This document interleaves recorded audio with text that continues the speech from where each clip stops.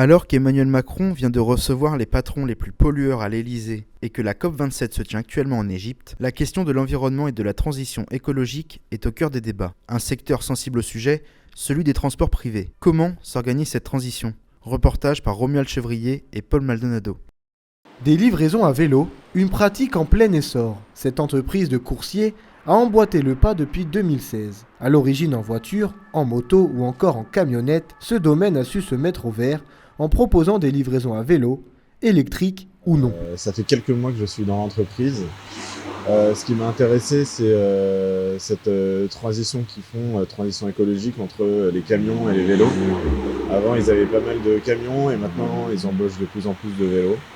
Voilà, depuis quelques années, donc c'est ce qui m'a intéressé.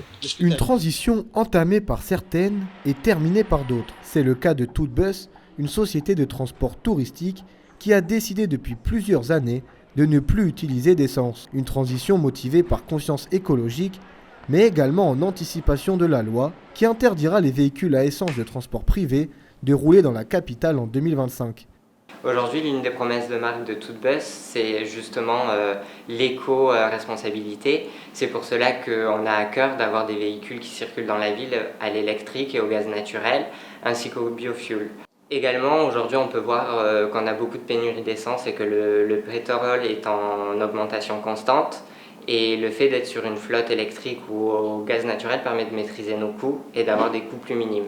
Un accompagnement de l'État est prévu à hauteur de 12 milliards d'euros pour les entreprises n'ayant pas entamé leur transition.